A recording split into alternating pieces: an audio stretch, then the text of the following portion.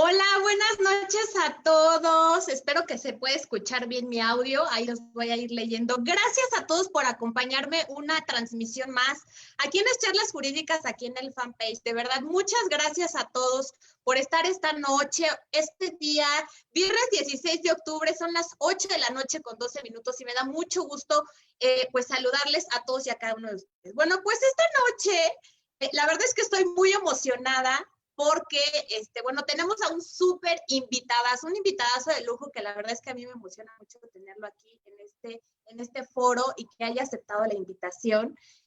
Pero bueno, antes de que avancemos un poco más, quiero que por favor me escriban. Ya saben que todas las interacciones las vamos a llevar a cabo por el Facebook Live. Entonces, todos los comentarios, todo lo que quieran compartirnos, los vamos a leer a todos. Entonces, escríbanos por favor. Y quiero pedirles un favor con todo cariño a todos los que se están conectando esta noche. Apóyennos a compartir esta transmisión para que más interesados en el tema pues puedan tener conocimiento de pues la verdad este mensaje tan importante que esta noche vamos a recibir de un grande del derecho penal mexicano, al cual pues la verdad es que me da mucho gusto tener. Esta noche nos va a acompañar el magistrado Carlos Soto, que bueno, la verdad es que es una gran personalidad en el mundo del derecho penal. En las redes sociales tiene muchísimos seguidores en Twitter y sé que, bueno, pues muchos de acá somos sus fans, ¿verdad? Entonces, bueno, pues voy a comentarles un poco respecto a la semblanza curricular del magistrado Carlos Soto. A ver, les voy a contar, espérenme. Por aquí lo tengo. Bien, les voy a leer un poco de la semblanza curricular. La verdad es que es muy extensa, pero bueno, voy a dar un poco los puntos más relevantes, ¿verdad? Bueno, pues el magistrado Carlos Soto Morales es magistrado del Segundo Tribunal Colegiado en materia penal del Sexto Circuito con residencia en Puebla. Es licenciado en Derecho por la Universidad Nacional Autónoma de México, entonces es Puma, todos nuestros amigos que son acá, y mis queridos estudiantes que andan también por acá, tenemos al magistrado que es Puma de corazón. Ingresó al Poder Judicial de la Federación en abril de 1993, donde se ha desempeñado como oficial judicial, actuario, secretario de juzgado de distrito, secretario del Tribunal Colegiado, secretario de Estudio y Cuenta de la Suprema Corte de Justicia de la Nación y fue juez de distrito.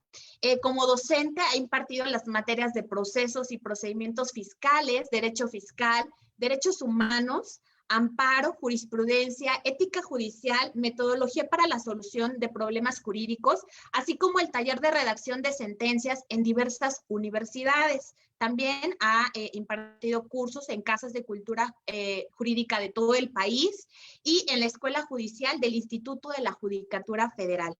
Cuenta con diversas publicaciones jurídicas en revistas, libros y portales electrónicos, entre los que destaca la obra La Función Judicial. Entonces, bueno, creo que esta semblanza, la verdad es que nos ha dado un poco de toda la luz, ¿verdad? De quién es nuestro invitado de esta noche. Magistrado Carlos Soto, apóyeme, por favor, encendiendo su cámara y su micrófono.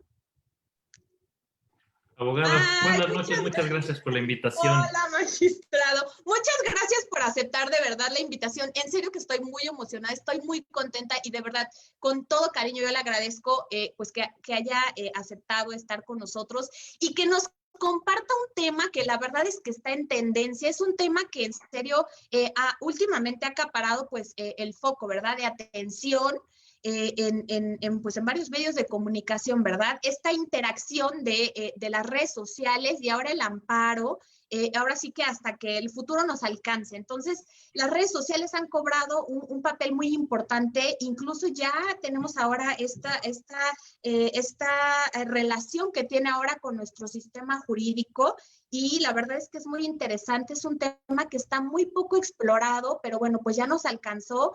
Y pues bueno, yo le agradezco mucho que esta noche nos comparta el tema de las redes sociales y el amparo. Entonces, magistrado, nuevamente le agradezco, el foro es todo suyo, bienvenido, adelante por favor.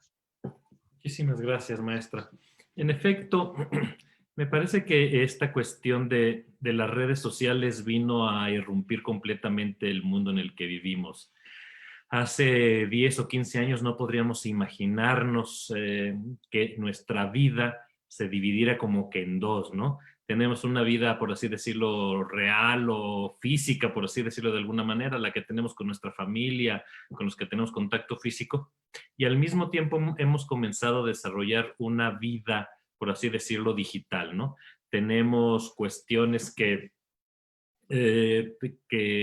a lo mejor solamente compartimos en redes sociales, porque a lo mejor tiene que ver con nuestro trabajo, con nuestros gustos, con nuestros hobbies, pero a fin de cuentas no deja de ser parte de nuestra vida, ¿no? Entonces ya no podemos claramente diferenciar lo que es en la vida real y lo que es en la vida digital, ¿no? Yo, por ejemplo, le voy a comentar que yo cuando iba a abrir mi primera cuenta de Facebook, sí que fue lo primero que abrí, decía yo, pues, ¿y a quién voy a contactar? No voy a conocer a nadie, ¿no? Entonces abrí la cuenta, ya ve que le va uno recomendando, ¿no? Personas que tal vez conozcas y entonces poco a poco te vas conectando y entonces a lo mejor te vas encontrando con los amigos de la primaria, con los amigos de la secundaria, gente que no habías visto nunca.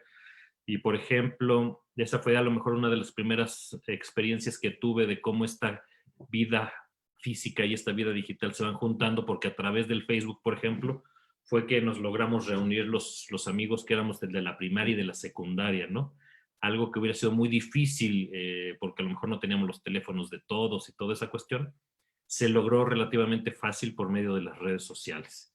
Y conforme va pasando el tiempo, vamos viendo cómo esta cuestión de la vida física y de la vida digital cada vez se van cohesionando más. También, por ejemplo, le voy a decir que he tenido la oportunidad, por ejemplo, de que me han invitado, por ejemplo, a escribir en libros por unas personas que me conocen por medio de Twitter, ¿no? Entonces, algo que no hubiese podido yo jamás hacer se dio a partir de esta cuestión. Inclusive, alguna vez también me invitaron a viajar al extranjero, justamente una docente que me conoció por medio de Twitter. Entonces, ha sido curioso que esta cuestión del Twitter me ha abierto, por ejemplo, varias experiencias que a lo mejor de otra manera no sería posible, ¿no? La cuestión de que uno se pudiera ser, no famoso, porque alguna vez leí que ser famoso en Twitter es como ser el abanderado de la escolta en primaria, ¿no? Es una cuestión que a nadie le interesa. Solamente al niño que es el abanderado le importa. Pero esta cuestión antes no se lograba, sino quiénes eran por así decirlo, los famosos, pues realmente eran los autores que todos conocemos, ¿no? Que han escrito libros y que escriben a cada ratito en las revistas especializadas o que escribían en medios de comunicación. Y pues a fin de cuentas las redes sociales permitieron democratizar esto y que de cierta manera que personas como yo que éramos desconocidas absolutamente, pues a lo mejor tengamos algunas personas que ya nos llegan a ubicar, ¿no? Pero entonces me parece que eso es importante desde un punto de vista genérico de cómo va esta vida digital y esta vida física cohesionándose poquito a poquito. Y ahora, esta interrelación que hemos tenido ha ido abriendo, como usted nos dijo, ya problemas jurídicos de lo que sucede en la vida digital se puede trasladar a la vida física, a la vida material. Tan solo imaginemos las cuestiones y que se dan mucho, ¿no? Las cuestiones de acoso a alguna persona por alguna cuestión y que se dan en redes sociales, ¿no? Tan solo por poner algún ejemplo, recuerdo, por ejemplo, algún par de actores, el actor que en algún momento hizo el personaje de Jar Jar Binks de la Guerra de las Galaxias y otro personaje también de la Guerra de las Galaxias que se llamaba Rose de la última trilogía, fueron tan atacados por sus personajes que a nadie les gustaron en las redes sociales, que era tanto el odio que se expresaban hacia ellos que de plano tuvieron que cerrar sus cuentas de sus redes sociales, ¿no? Entonces vemos cómo, y este odio se puede llegar a materializar físicamente, ¿no? Eso es lo que muchas veces no comprendemos, ¿no? No hace falta, no es nada más de que, ay, me están diciendo cosas feas en las redes sociales y ya. Si nosotros lo ponemos a pensar y cada vez suele ser más común, podemos ver, por ejemplo, que los niños pequeños, los niños a lo mejor de primaria o de secundaria, están ya recibiendo a lo mejor una clase de bullying distinto al que recibíamos nosotros en los salones, a los que éramos un poquito nerds en ese entonces, porque a lo mejor el bullying antes era una cuestión más física, ¿no? Y ahora este bullying se está trasladando a las redes sociales, ¿no? Se están haciendo memes de los compañeritos de la secundaria, de la primaria, y a fin de cuentas esto genera la burla, la sorna de toda la comunidad escolar. Entonces, no es que solamente las cuestiones de las redes se queden en las redes, no, sino que las cuestiones de las redes están pasando hacia el mundo jurídico. Y es ahí, por ejemplo, entonces cuando viene la intervención de los abogados para ver cómo terminan con esto y la intervención de los jueces. Una vez un amigo que es muy docto en la materia penal me comentó de un asunto donde una niña estaba recibiendo bullying por parte de sus compañeros en la escuela, no recuerdo si era primaria o secundaria. Y entonces fueron inclusive a levantar una denuncia, de hecho, ante la gente del Ministerio Público por esta cuestión, porque ya eran ataques muy fuertes. Y lo que le contesta la gente del Ministerio Público es, pues que apague su teléfono, ¿no? Así como diciendo, el problema está en eso, pues que lo apague y ya no va a pasar nada, ¿no?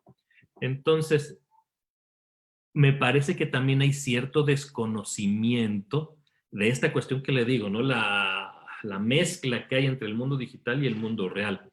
Entonces me parece que no podemos olvidar o no podemos separarlo de una manera tajante lo que pasa en la realidad, lo que pasa en la verdad y a fin de cuentas cómo esto va a impactar en el mundo del derecho, ¿no? Hemos visto ejemplos de cómo se pueden violar tan solo derechos de autor, por ejemplo, en las redes sociales, ¿no? Hace también poco me constó ver de una persona que escribió una columna en un periódico y otra persona hizo suya la columna como si ella lo hubiera escrito en sus propias redes sociales. Y entonces dice uno, y eso pues evidentemente es una cuestión que está violando los derechos de autor de la escritora original. Y evidentemente podría inclusive ser seguido administrativamente ante las autoridades correspondientes. Entonces vemos que estas cuestiones sí nos atañen a todos nosotros como abogados. Y ya a lo mejor tratando de aterrizarlo un poquito a lo que es nuestro tema de estudio, podemos decir que yo recuerdo que cuando entré a Twitter, alguna persona, inclusive salió un hashtag que, si mal no recuerda, era Amparo Tuitero, porque él decía que los servidores públicos estaban obligados a contestar los tweets que se les dirigían en términos del artículo 8 de la Constitución, es decir, el derecho de petición. Y entonces él decía, no, si yo le digo al presidente de la República algo, él me tiene que contestar.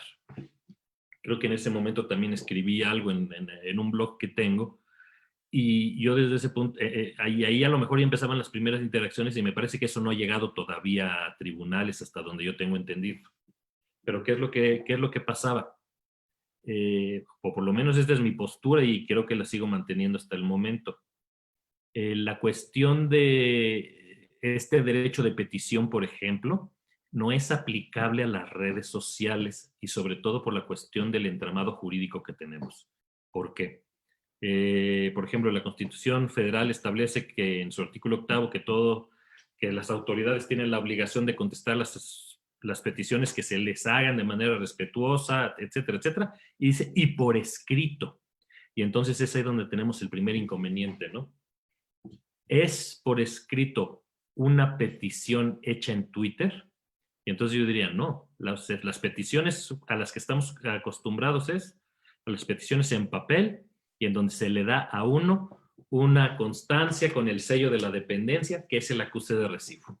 A esas peticiones es a las que se establece la Constitución Federal. O si la propia ley lo permite, se pueden hacer peticiones digitales. Tenemos muchos ejemplos, ¿no? Cuando presentamos nuestros impuestos ante el SAT y por medio de Internet, cuando presentamos nuestras demandas ante el Consejo, ante la página del Poder Judicial de la Federación. ¿Pero por qué? Porque la ley está ya previendo que las peticiones se pueden realizar digitalmente y por un medio correspondiente, ¿eh? Porque aparte, yo no voy a presentar mi declaración de impuestos en Twitter, ¿no? Tengo que ir a la página del Servicio de Administración Tributaria, poner mi firma electrónica y seguir todos los trámites en su página. Y lo mismo pasa con las demandas y con todo lo que nosotros hagamos en la página del Poder Judicial de la Federación, ¿no? No se hacen no se le dirigen las peticiones en el Twitter a la página, a la arroba del Consejo de la Judicatura, sino hay que meterse al portal en línea del Poder Judicial. Eso yo creo que fue la primera aproximación que hubo en relación a las redes sociales, por ejemplo, y a lo mejor algún derecho que se pudiese estimar violado.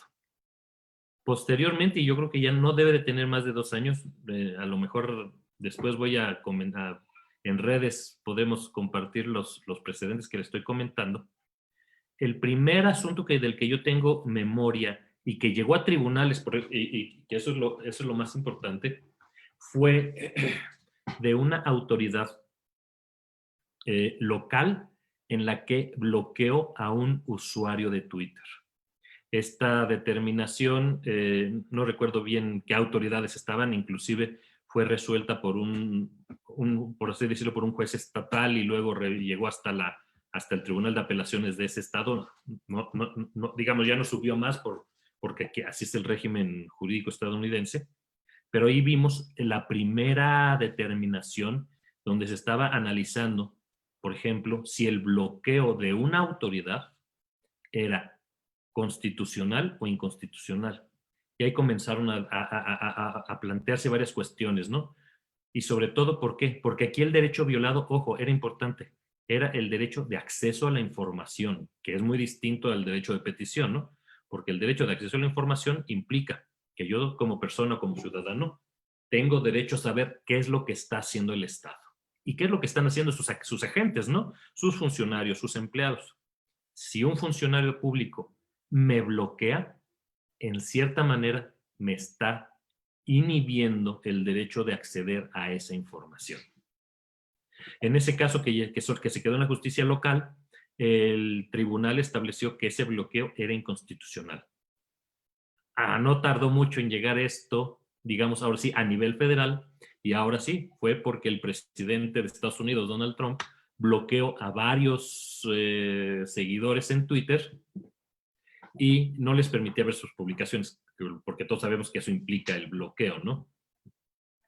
Este asunto se resolvió en primera instancia a favor de los quejosos, de los demandantes, y el asunto llegó hasta la Corte Suprema de Estados Unidos y se determinó que efectivamente, que Twitter ya es una especie de medio de comunicación público al que tienen acceso tanto gobernantes como ciudadanos, y por lo tanto este bloqueo es inconstitucional. Nosotros, y ya en México, prácticamente a la par de que estaban sucediendo estos amparos en Estados Unidos, nosotros comenzamos a tener ya las primeras determinaciones que llegaban en redes, a tribunales mexicanos, sobre todo por juicio de amparo, en donde alguna autoridad, la primera que recuerdo era un presidente municipal del norte, no recuerdo bien el estado, un usuario de Twitter presentó su demanda de amparo, el juez de distrito concedió el amparo, el asunto se fue en revisión porque la autoridad interpuso el recurso correspondiente, y si mal no recuerdo, en ese asunto casi se confirmó la sentencia, creo que por inoperancia de los agravios de la autoridad responsable, ¿no? Pero entonces ya tenemos la primera determinación firme por parte de un tribunal federal estableciendo que este bloqueo por parte de los servidores públicos es inconstitucional. Y posteriormente tuvimos otro precedente, que ahí sí no recuerdo bien quién era la autoridad responsable, pero en este caso el asunto llegó, ahora sí, a la Suprema Corte de Justicia de la Nación. Y si mal no recuerdo, fue la segunda sala la que determinó que este actuar, estar bloqueando usuarios en Twitter, de igual manera, era inconstitucional y justamente por violar el derecho de acceso a la información. Y con algunas salvedades que a lo mejor podría yo algunas compartir y otras no tanto, pero a lo mejor este podría ser el marco, digamos, genérico, ¿no? Para que podamos comenzar a platicar.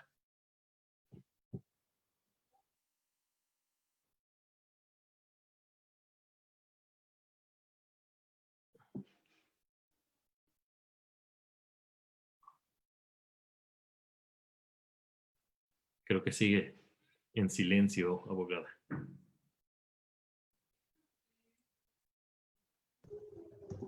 Sí, magistrado. Ay, gracias. Y ahorita que nos está haciendo como un pequeño resumen, gracias. Sí, ya tengo activo el micrófono, gracias.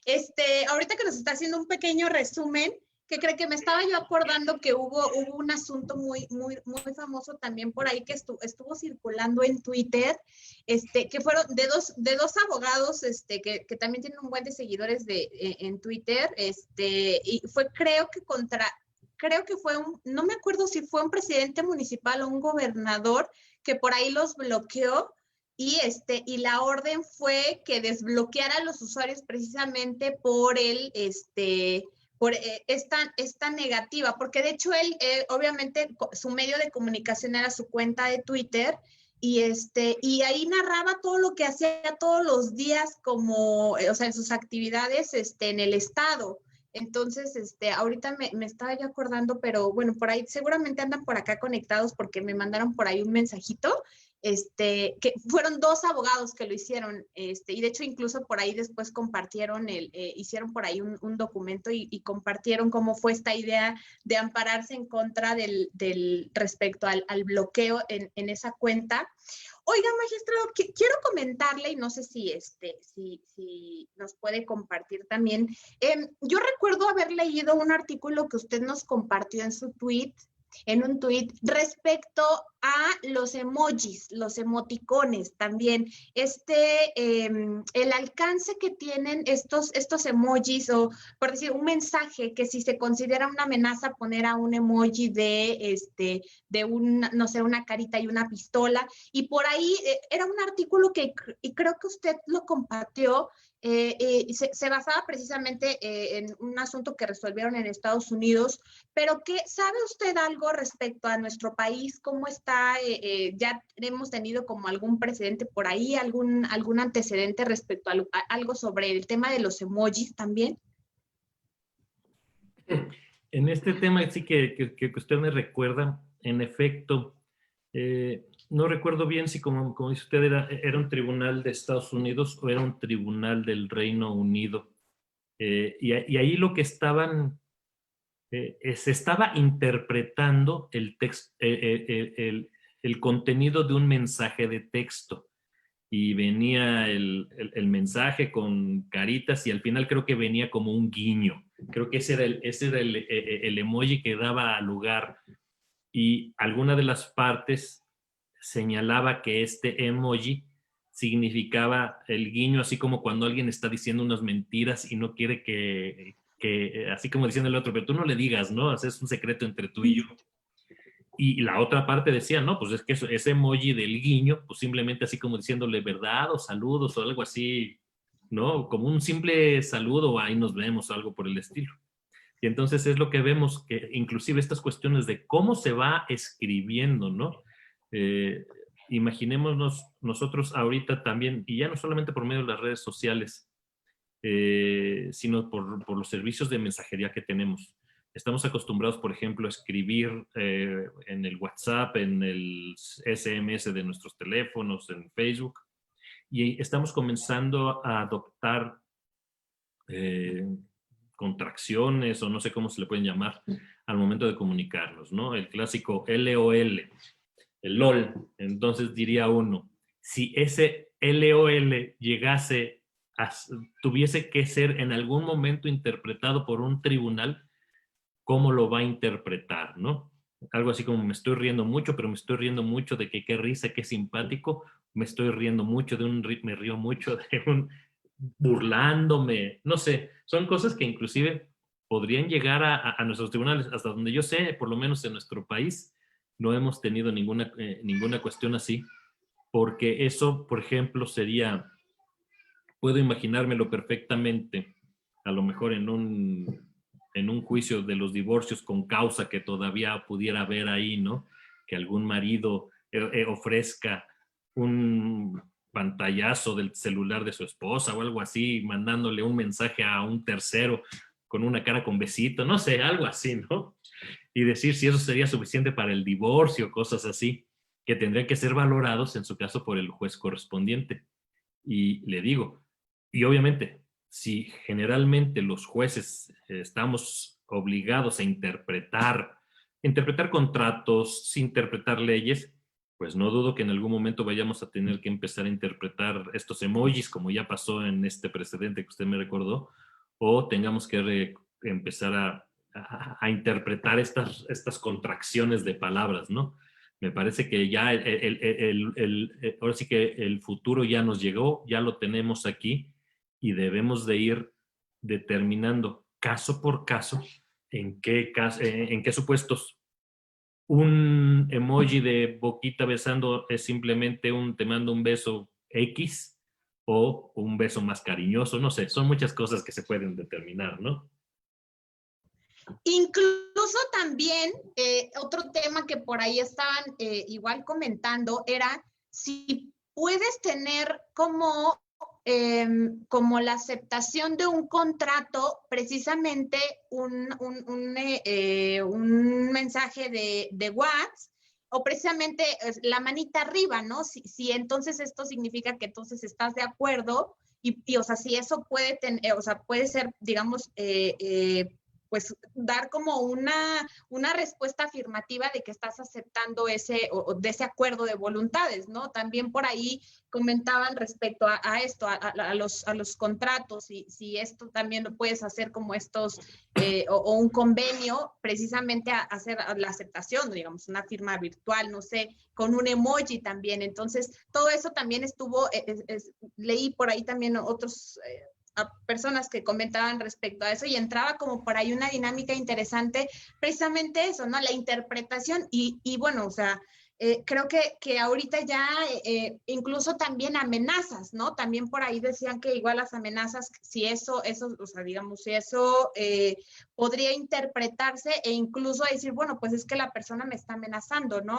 ¿En qué? Pues me mandó un mensaje con una carita y una pistola, ¿no? Entonces, todo eso también yo creo que ya va a ser, pues, sujeto a la interpretación de ahora sí que de nuestros órganos jurisdiccionales, que en su momento yo creo que van a tener, incluso también esto desde sede ministerial, o sea, de hecho, para hacer investigaciones, ¿qué interpretación le podría dar incluso el Ministerio Público para dar digamos, para iniciar o partir con la indagatoria correspondiente derivado de algún mensaje precisamente en redes sociales? Y fíjese que lo que estaba comentando también es que estamos moviéndonos, está cambiando incluso obviamente la cibercriminalidad, ¿verdad? También, pero ahorita que comentó al principio, fíjese que cuando empezaron ahorita este boom de las clases también por Zoom, por ahí tuve conocimiento de un asunto que me comentaron similar al que usted mencionó, pero también lo traigo porque se me viene a la mente, unos compañeritos de la escuela, precisamente como todos están con las cámaras encendidas en la sesión, pues no falta ahí el compañerito que empezó a tomar capturas de pantallas y los empezó a subir a Instagram y editándole las fotos a las compañeritas, en particular, digamos, con unas dos niñas que por ahí yo creo que no tenían buena relación, buena amistad, ya saben los niños cómo son, y le empezó a poner caritas y mensajes, y tu mamá es chismosa, ¿sabe? O sea, como cosas así ofensivas para la niña, y las empezaron a subir a redes sociales. Y el problema ahí es que llega un punto en el que salimos, en el que perdemos el control, digamos, de todo este tipo de que no están, digamos, reguladas, porque en este caso, pues, primero para ubicar quién es el que está emitiendo ese mensaje, ¿no? El usuario que está emitiendo ese mensaje, y todo este tipo de cuestiones, pues no están, o sea, escapan a la regulación, ¿no? Y es complicado incluso hacer una investigación de este tipo, y uno diría, bueno, pues son cuestiones de niñas, pero ya están afectando la psique del menor, que todo él dice, bueno, pues cierra la cuenta y no abras ese perfil, ¿no? O a lo mejor hay que estarlo reportando para que lo cierren o para que bajen esa cuenta de Instagram, pero sí estamos mudando, y todo esto, precisamente todo este panorama que nos están abriendo las redes sociales, le digo, y ahora pues avanzar en este tema también de los delitos que también se dan, precisamente toda la cibercriminalidad que cada vez está, que pues parece que los delincuentes cada vez están perfeccionándose y se están metiendo a nuestras redes sociales, ¿no? Incluso también derivado también del uso de redes sociales, pues todos los fraudes, todo lo que está ocurriendo ahora, aparte, digo, de que están usurpando identidades, pues también los fraudes que se están cometiendo derivados también de redes sociales. En efecto, yo creo que ahorita sí tocó un aspecto que como abogados debemos de considerar mucho, y sobre todo son las cuestiones de las cargas probatorias, porque uno se le haría muy fácil decir, a ver, entonces voy a exhibir, por decir algo, lo que usted me decía, ¿no? Hubo realmente un contrato, cualquier cosa de compraventa, oye, te vendo mi bicicleta, y uno le puso la manita así para arriba en 5,000 pesos, ¿no? Es suficiente, por ejemplo, un simple, como le solemos decir, un pantallazo, ¿no? De que le toma uno la foto, la pantalla a la conversación, y con eso exhibirlo ante el juez civil para determinar que hay un contrato de compraventa, o debemos de, o ese pantallazo, que para mí es una documental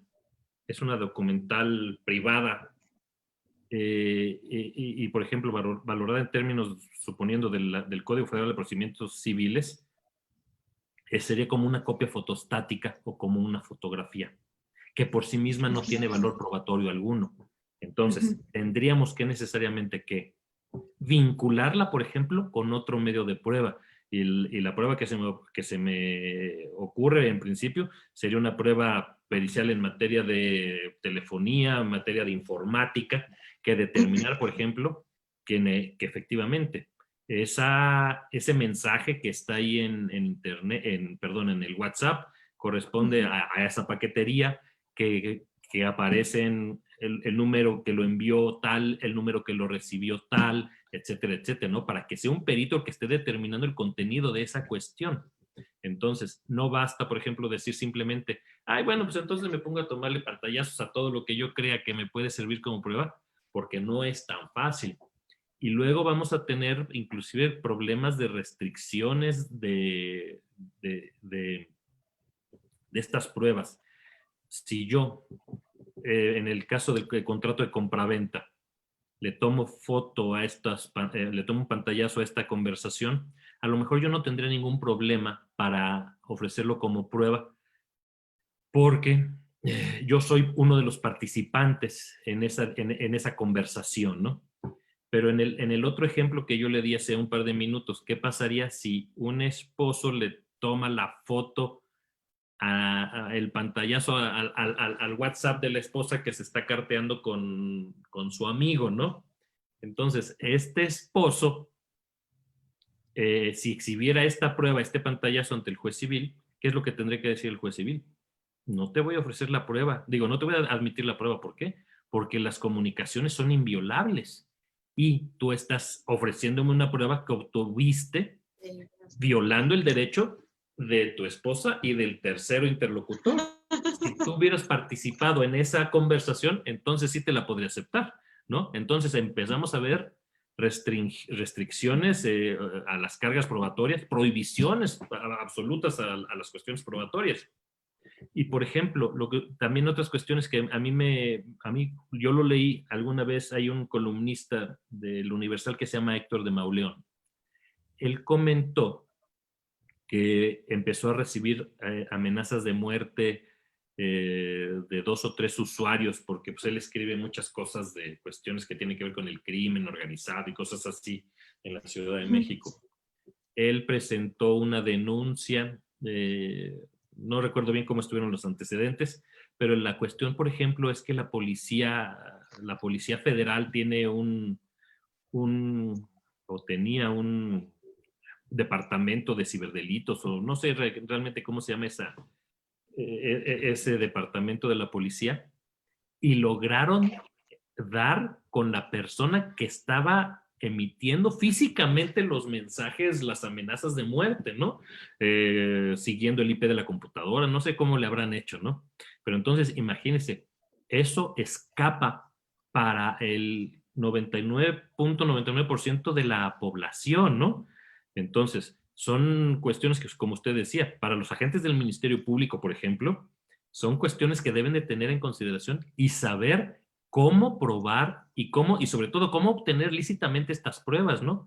Está el clásico, hemos tenido ejemplos, por ejemplo, en Estados Unidos. Hay un teléfono celular y tiene contraseña. Y la fiscalía cree que ahí hay información relativa con un delito. La persona se niega a dar la contraseña y no lo abre, no lo abre, no lo abro.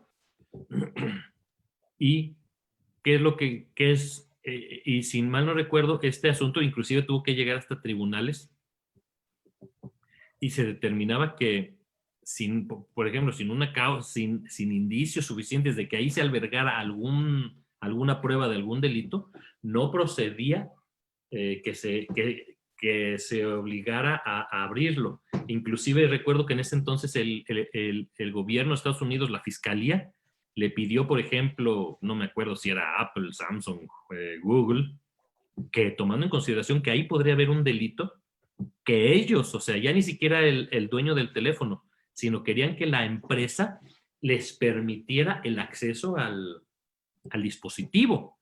Y entonces, ¿qué fue lo que lo hizo la empresa? No lo vamos a hacer, porque las personas están confiando en la seguridad de nuestros dispositivos. Y si nosotros le damos el acceso a cualquier persona o a cualquier institución de toda la información que ahí tiene, entonces se corre algún problema grave, ¿no? Y, por ejemplo, eso sí fue en materia de análisis en los tribunales de Estados Unidos, ¿no? Una empresa está obligada a dar determinada información sobre las cuestiones que están guardadas en nuestra computadora, porque imagínese usted que alguna autoridad que estimara que hay una conducta ilícita o una infracción administrativa fuera y le pidiera a Microsoft o igual a Apple, oye, ¿sabes qué? Dame acceso a su computadora y a todos los archivos que tiene ahí metidos para ver qué es lo que tiene, ¿no?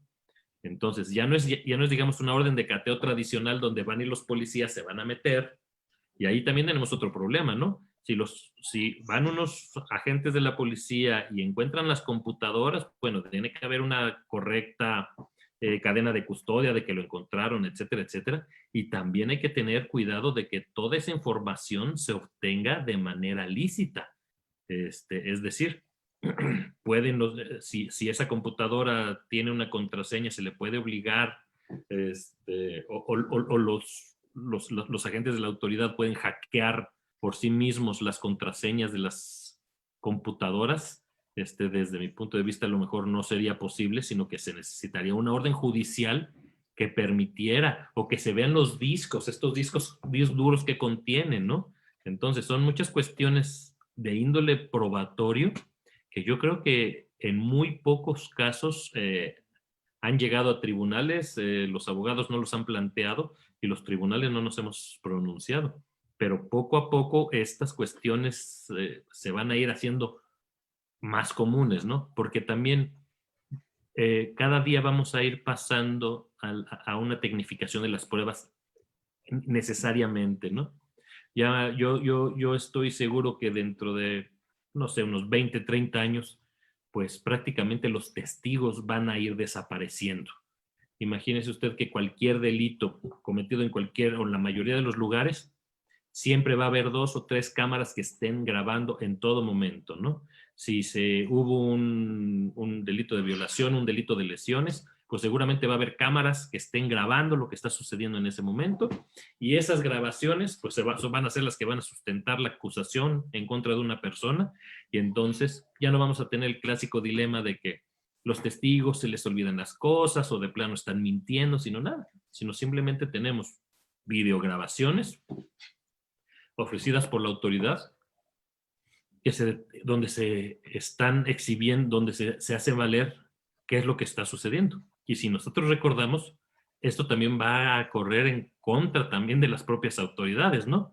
Porque hemos tenido conocimiento, Sí. por ejemplo, en los medios de comunicación, que llega la policía y dicen, agarré a fulanito afuera de su casa y traía 5 pistolas. Y de repente la contraparte, el inculpado, ofrece las pruebas, las cámaras de seguridad de su casa, y se nota que los policías se metieron sin orden de cateo hasta su casa y sacaron todo lo que tenía adentro, ¿no? Y ahí se cae toda la carpeta de investigación, por cuestiones de cargas probatorias y de cuestiones que a lo mejor la gente del Ministerio Público jamás imaginaba que estaba una cámara grabando qué es lo que estaban haciendo sus muchachitos, ¿no? Sí, señores, y ¿sabe qué? Bueno, magistrado, bueno, varios puntos que ha tocado ahorita que la verdad es que me parecen muy, muy, muy interesantes. Uno, el uso de cámaras, la verdad es que digo, al menos acá en Ciudad de México, cada vez se han instalado más cámaras y de verdad que nos han ayudado bastante. Digo, obviamente, precisamente ayudan para esclarecer el hecho. ¿Por qué? Porque hay ocasiones, y hay que decirlo como es, hay ocasiones en las que a lo mejor hay detenciones, pero no ocurren de la manera en la que dice la policía que ocurren. Entonces, cuando mandan o cuando va el área de policía de investigación y van al lugar de los hechos y revisan o en el lugar del hecho o en el lugar de la detención y se piden esas grabaciones de esas cámaras, entonces la verdad es que cuando se analiza o se hace la inspección del contenido de esas grabaciones, pues uno se da cuenta que en realidad lo que dicen que pasó, pues en realidad no ocurrió. O a lo mejor y sí ocurre el hecho, pero la detención no fue de la manera y entonces también por eso hay algunos asuntos algunos controles de detención que evidentemente ante estas grabaciones que generalmente o las defensas o las partes que intervienen, que llevan estas grabaciones a las audiencias, en verdad que son mucha luz y ayudan demasiado al juzgador porque pues uno, aunque sustente cada quien lleve una teoría del caso, una hipótesis, cuando está el juzgador y se reproduce frente a él el contenido de ese video, pues obviamente el juez de control pues dice no califico de legal la detención o no vinculo a proceso todo esto derivado gracias a que cada vez tanto hay cámaras de Secretaría de Seguridad Ciudadana aquí en Ciudad de México o cámaras particulares que la verdad es que nos ayudan bastante. Y todo esto tiene que ver con estas tecnologías, ¿no? Con estas nuevas comunicaciones. Y respecto a lo que comentaba del maestro Héctor de Mauleón, al cual le mandamos un saludo, que le vamos a hacer llegar el link de la charla, sí, efectivamente, ese asunto de él la verdad es que fue muy famoso y hubo mucha solidaridad también por parte del medio del periodismo y de muchos abogados también le mandaban pues la solidaridad, porque subieron un video, no sé si usted lo recuerda, fue un video que subieron a Twitter y entonces era en un campo de tiro, alguien estaba practicando tiro y entonces subieron ese video y le dijeron que el siguiente iba a ser él, pero entonces dieron, pues ya obviamente después ya dieron con la persona y lo exhibieron, incluso salió en medios de comunicación cuando detuvieron a esta persona, que la llevaban precisamente al búnker de la Fiscalía de Ciudad de México y la verdad es que ahí nuestras autoridades en realidad pues creo que sí se lucieron, nuestra policía cibernética, que por cierto es un área especial, tenemos una policía cibernética de la Policía de Investigación de la Fiscalía General de Justicia de acá de Ciudad de México, hay un área que es la Policía Cibernética. De hecho, también por ahí, si uno googlea, está el número telefónico y generalmente te dicen que para que ellos puedan iniciar una investigación, te piden que inicies una carpeta de investigación para que el Ministerio Público les gire un oficio solicitando su intervención. Entonces, ahora ya en las investigaciones ya colaboran bastante la Policía Cibernética en estos asuntos. Magistrado, le están llegando un buen de preguntas al chat, entonces mire, le voy a leer algunas. Bueno, le mandan muchos saludos, tiene muchos seguidores, todos sus fans andan por acá. Ya se nos vino para acá toda la gente tuitera, bienvenidos todos, fíjense. Dice Rafael Alfaro, ¿qué procede cuando abren un perfil falso con mi foto y nombre y utiliza para difamar? Dice, esto pasa mucho. Le mandan por aquí un saludo y reconocen su trayectoria. Derecho UMAD. Le mandan saludos. Daniel A. Salazar dice, ¿cómo procede el tema del ciberbullying? Airam Guerrero, que es una amiga mía y es tuitera, por ahí también luego interactuamos varios. Airam dice que el candado de la cuenta de Twitter de un servidor público, ¿cómo podríamos interpretarlo? Esto me imagino que va respecto al tema de acceso a la información, todas estas cuentas de nuestros servidores públicos con candado. Ya Razo, bueno, pues, hace comentarios respecto a que no podemos considerar que es la perfección del contrato porque no es en papel, o sea, en redes sociales él considera que no. Dice Mari Barrera, hay páginas de Facebook por las cuales se han realizado estafas en cuestiones de ventas y depositas y luego te bloquean. ¿Cómo se procede en contra de estas páginas? Lo que comentábamos, ¿no? Del fraude. Gabriel Hernández Pérez dice, las redes sociales de los servidores públicos y sus contenidos pudieran ser considerados como actos u omisiones para efectos de la procedencia del juicio de amparo cuando su contenido vulnera derechos fundamentales de segunda generación.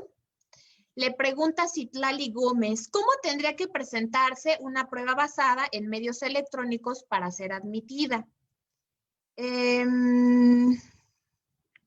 Dice Mariela Rodríguez Zúñiga, dice, sobre el tema de la exposición, dice, cada vez aumentan agresores en redes sociales. ¿Esto puede de alguna manera perjudicar en algún juicio? Y le preguntan, están aquí haciendo varios comentarios, varios saludos.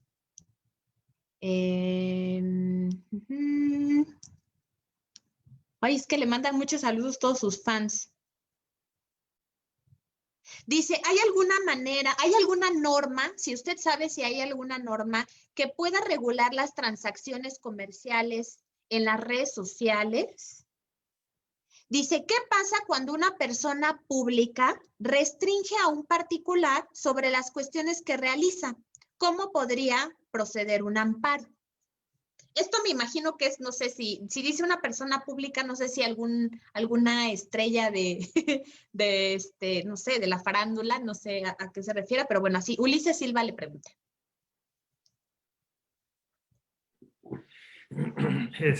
Gracias, Aurora, por todos los, también devuelvo los saludos que no nos podemos ir ahorita uno por uno porque son bastantitos.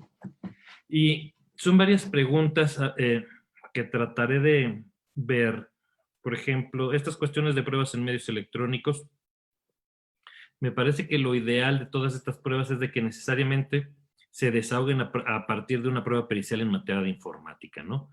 No basta con que nosotros saquemos el pantallazo y lo imprimamos y se lo pasemos al juez, sino que tiene que ser un perito que diga que efectivamente en un teléfono o en una computadora, abriendo una cierta aplicación, etcétera, etcétera, donde el teléfono es tal y del receptor es tal, aparecen todos estos datos. Porque esto lo vamos a concatenar con el dicho del actor o del denunciante, de la víctima, del ofendido, y es lo que va a ser materia de juicio, ¿no? Entonces, y por ejemplo, también preguntan, ¿las transacciones electrónicas están reguladas? Sí, están reguladas por el Código de Comercio. Esta norma no debe ser de más de 10 años, que donde efectivamente ya tenemos la necesidad de regular estas transacciones y pues debe de existir un sustento legal para que nos lo hagan efectivo, porque inclusive si nosotros vemos cuánta gente, por tan solo por decir un ejemplo, ¿no? Cuánta gente compra cosas ahorita en Amazon, en Mercado Libre, en todas esas plataformas, ¿no? Son muchas e inclusive si se realizan estas interacciones comerciales y hay incumplimiento, pues el cumplimiento se exige por la vía tradicional, ¿no? Uno puede ir directamente a la Profeco y decir, mira, compré esto y aquí está mi recibo que me dio la página tal, ya no digamos las grandes Amazon y esas que son más serias, ¿no? Sino esta pequeña página que ofrece la venta de tales cosas, le compré, aquí está el cargo de la tarjeta de crédito que me hicieron, y pues no me llegó nada, ¿no? Entonces, o directamente por la vía del juicio ordinario mercantil, ¿no? A lo mejor lo mejor sería primero por la Profeco y ya después por la vía mercantil. Por ejemplo, las cuestiones de los perfiles falsos, y efectivamente ese es un problema tenemos, que se tienen, y a lo mejor muchas de las cuestiones que nos atañen en las redes sociales, las propias redes sociales tienen mecanismos para terminar con estos problemas o para terminarlos o para arreglarlos. Por ejemplo, hasta donde yo tengo entendido, en el Facebook o en el Twitter, se permite que uno denuncie, por ejemplo, una cuenta que es un perfil falso, ¿no? Por ejemplo, decir, oye, hay una cuenta que dice Carlos Sotomo y que se ostenta como magistrado de circuito y se la pasa diciendo puras, es un troll cualquiera, ¿no? Entonces yo podría decir, oye, yo soy el titular de mi cuenta y se está haciendo pasar por mí, ¿no? Y muchas veces lo hemos visto en redes sociales, ¿no? Que vemos a los usuarios que dicen, oigan, apóyenme y denuncien a esta persona que se está haciendo pasar por mí. Entonces las redes sociales tienen sus propios mecanismos para tratar de corregir estas cuestiones. Y si nosotros vemos también, por ejemplo, estas cuestiones de las amenazas de muerte y el bullying y todo eso, los mensajes en contra de ciertas comunidades, mensajes de odio, etcétera, etcétera. Las propias redes sociales permiten denunciar los posts en Facebook o los tweets en el Twitter y decir, oye, ¿por qué estás denunciando esto? Ah, pues porque es misógino, porque incita a la violencia, etcétera, etcétera, ¿no? Entonces me parece que si las redes sociales son una comunidad de personas, pues entonces entre esa misma comunidad deben de ayudarse en este caso, ¿no? Yo siempre que he visto alguna cuestión donde dicen, oiga, me está amenazando de muerte, pues yo voy y denuncio la cuenta, ¿no? Porque pues, se me hace que es lo único que podría hacer lo menos por tratar de medio convivir en esto. Es como si uno ve que está cometiendo un delito, pues trata de ayudar en la medida de lo posible, ¿no? O sea, si uno lo hace en la vida real, pues trata de hacerlo también en las personas. La cuestión esta de que solamente los contratos son efectivos y están en papel, pues yo creo que, es una postura que mucha gente seguramente comparte, pero me parece que la realidad ya nos ha demostrado que está superada, ¿no? Porque inclusive los contratos pueden ser verbales, ¿no? Y su existencia se va a comprobar mediante las pruebas idóneas. Y a lo mejor regresando un poquito a los temas que nos han dicho, ¿no? ¿Qué pasa con los servidores públicos que tienen candados? El amparo contra ciertas autoridades, o qué pasa con estas personas públicas. Yo creo que aquí también, y retomando este tema original, me parece que hay que tomar en consideración que no todas las cuentas en Twitter, por ejemplo, que son atribuibles o que maneja un servidor público, necesariamente deben de tomarse en cuenta como si fueran, como si estuvieran actuando como entes del Estado. Yo voy a poner un ejemplo, y me voy a poner a mí de ejemplo. Yo en mi cuenta de Twitter y en la cuenta de Facebook, casi no uso yo el Facebook, yo soy más de Twitter, pero en las dos cuentas, por ejemplo, puedo compartir hasta algún meme, algún chiste, o puedo decir, ay, leí este artículo que es muy interesante, o también he dicho, por ejemplo, en el tribunal resolvimos que cuando pase esto, entonces se tiene que hacer esto, ¿no? He compartido en el Twitter, por ejemplo, y en el Facebook también, cuando se publica alguna tesis que sacamos en el tribunal colegiado, pues entonces publico la tesis por si la gente le interesa conocer lo que estamos resolviendo en el tribunal.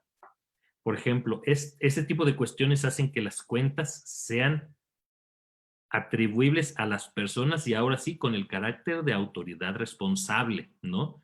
Porque si bien a lo mejor pueden mezclar cuestiones de índole personal, podría yo subir fotos con mi familia o fotos que me estoy en la playa, pero también estoy compartiendo cuestiones de mi actividad como magistrado de circuito, ¿no? Entonces, cualquier cuestión que yo haga dentro de esa cuenta, yo creo que, por ejemplo, debe ser atribuible a mi actuar como autoridad para efectos del juicio de amparo. Y ahora voy a poner yo otro ejemplo mío. Yo tengo, por ejemplo, una cuenta en Instagram. Y en esa cuenta de Instagram subo fotos que tomo yo, y le tomé una foto a un perrito, y le tomé fotos a un árbol y a una silla, y ya. Esa cuenta de Instagram, por ejemplo, al no reflejar, inclusive en esa cuenta está bajo mi nombre, desde luego, y no dice magistrado de circuito, no dice absolutamente nada. Me puse entusiasta de la fotografía, punto. En teoría no hay manera que esa cuenta de Instagram me relacione a mí con mi actividad de servidor público.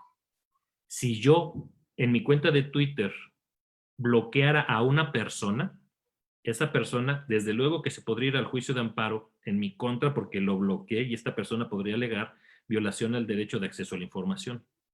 Pero si yo bloqueo a una persona en mi cuenta de Instagram, esa persona no puede alegar eso. ¿Por qué?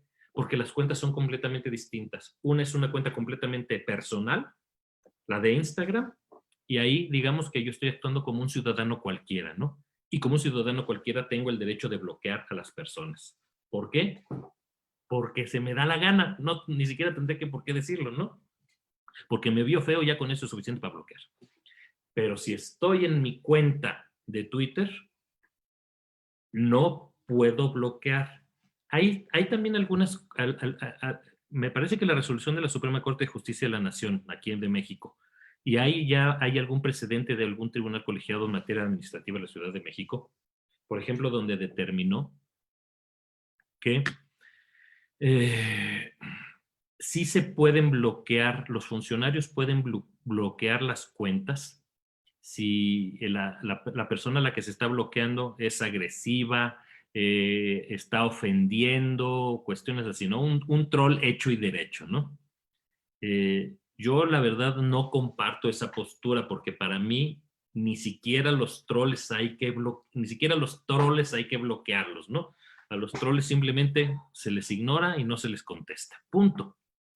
Pero a fin de cuentas, pues también los troles tienen sus derechos, ¿no? Entonces, hay que respetárselos, y yo no soy del supuesto de que yo ni siquiera podría bloquear a un troll por mucho que yo creo que ni siquiera si me amenazaran de muerte, bueno, a lo mejor una amenaza de muerte, ya estamos hablando de delitos, ¿no?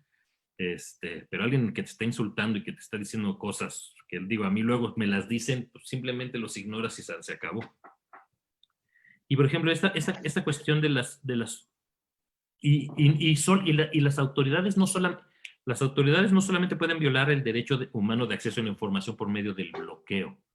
Imaginemos que hay una autoridad que está diciendo, oye, este fulanito cometió un delito, ¿no? Pero aparte no es ni bueno, si es el agente del Ministerio Público o investigador, está peor, ¿no? Pero imaginemos que un presidente municipal dice, el vecino de la casa de al lado cometió un delito porque se robó unas vacas. A mí me parece que esos señalamientos, por ejemplo, pues podrían estar violando el principio de presunción de inocencia de la persona, ¿no? Oye, espérate, si tú estás diciendo que estoy cometiendo delitos, no me vengas a exhibir en redes sociales. Ve y presenta la denuncia ante la gente del Ministerio Público o ante la policía y, o sea, sigue los cauces legales correspondientes. Entonces vemos o sea, el actuar de un servidor público no solamente incide necesariamente en el acceso a la información, sino que podría llegar a violar otros derechos humanos, ¿no? Se me ocurre nada más, ¿no? Pero podría haber otras cuestiones. Y, por ejemplo, estas cuestiones de las personas públicas, un futbolista, alguien muy famoso que llegara a ofender a alguien, pues aquí me parece que simplemente estamos hablando de a lo mejor una cuestión de asimetría en relación a una persona que tiene muchos seguidores y tiene mucho poder mediático, que está atacando a otra persona que puede no tener ese poder, pero pues a fin de cuentas son dos particulares y eso se tendría que verificar o se tendría que dilucidar ante la justicia ordinaria en un juicio civil por demandando violación al derecho del honor y a lo mejor el pago de una reparación, ¿no? O sea, porque insisto, todo lo que pasa en las redes sociales no se queda en redes sociales. Puede trascender al mundo real, a que me, ¿cómo se llama? A que me ofendan en mi honor, y si me siento ofendido, entonces voy a irme a la justicia civil ordinaria y voy a demandar ahí por lo que yo estime correspondiente, ¿no? Pero entonces siempre va a haber los mecanismos dentro de las redes sociales para arreglar estos problemas y fuera de las redes sociales, o sea, ya en el sistema de impartición y de procuración de justicia, también para arreglarlos. Gracias, gracias, señoría. Oiga, y bueno, le voy a hacer una última pregunta. Sé que ya son 9 horas con las 9 de la noche con 13 minutos. Precisamente por ahí hay un tema que anda por ahí circulando en redes sociales y todo. Y bueno, pues, pregunta para el señor magistrado. ¿Usted ha bloqueado a alguien en su cuenta de Twitter que tiene muchísimos seguidores? Cuéntenos un poco. Yo creo que yo fui de las primeras personas que empecé a ver estas cuestiones. Le digo que desde aquel famoso amparo tuitero que hablaban del derecho de petición, y después también retomé la cuestión del bloqueo, sobre todo cuando vino la jurisprudencia de la Corte norteamericana. Inclusive escribí yo un artículo cuando todavía existía el Huffington Post de México, señalando donde el bloqueo era inconstitucional. Sería incongruente de mi parte que yo esté tuiteando y que eso es inconstitucional y lo estoy escribiendo en los medios de comunicación y que me ponga a bloquear, ¿cómo se llama? Que me ponga a bloquear usuarios. Digo, sería la cuestión más incongruente, ¿no? Sería como presumir que soy abstemio y ahorita me salgo y me echo una botella de tequila de un jalón. Entonces, me parece que por una simple congruencia, si digo que no he bloqueado, pues no puedo hacerlo, ¿no? O sea, no lo haría, porque a fin de cuentas las redes sociales te permiten, por ejemplo, puedes silenciar a estas personas. Estas personas pueden ver tus tweets, pueden contestarte, pueden darte retweet, pueden hacer todo. El único problema es que yo no me entero, ¿no? O, por ejemplo, hay otras maneras, y que lo puede hacer cualquier persona, ¿no? Te vas a la cuestión de configuración de privacidad, por ejemplo, y lo tuve yo activado algún momento, pero luego se pierde uno de muchas interacciones. Por ejemplo, yo tenía configurado mi Twitter de manera que yo no recibiera notificaciones de cuentas que no tienen fotografía de perfil.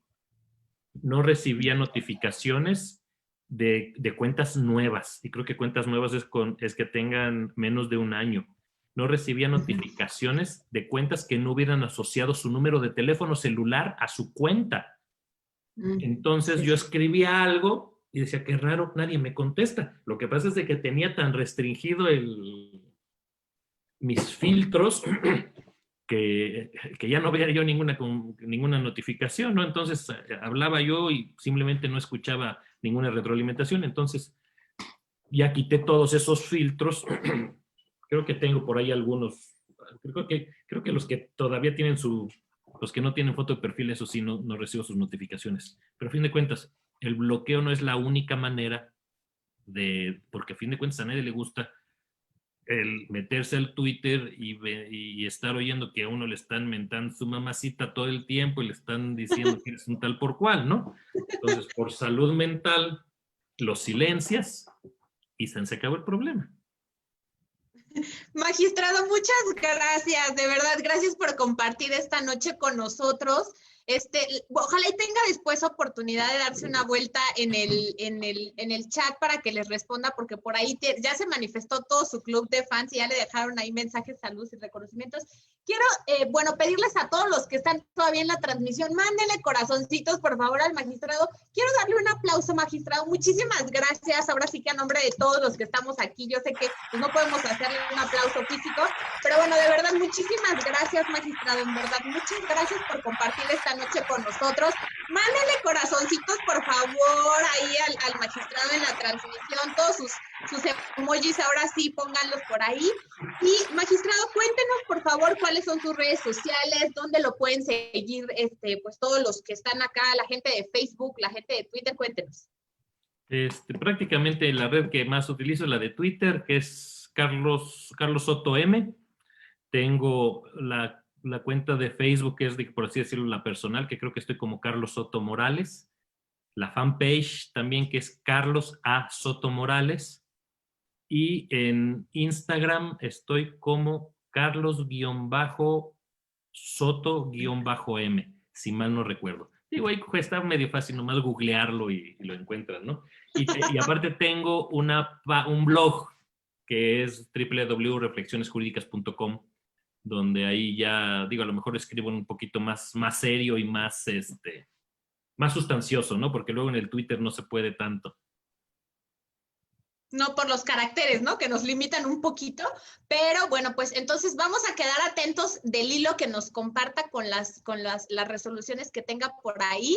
Ahí vamos a estar atentos de respecto a este tema para darles por ahí una leída a esas resoluciones. Y magistrado, de verdad, estoy muy agradecida con usted. Gracias por su generosidad, por su amabilidad de aceptar y de abrirse un espacio. Yo sé que usted tiene su agenda muy apretada, pero en serio, para mí es de verdad un gusto que esté esta noche con nosotros y bueno, pues que haya tenido pues esta gentileza de compartirnos de su tiempo. Le admiro, le respeto mucho y reconozco su gran trayectoria pues jurídica y también es una gran persona, de verdad, mi respeto y mi gratitud a usted.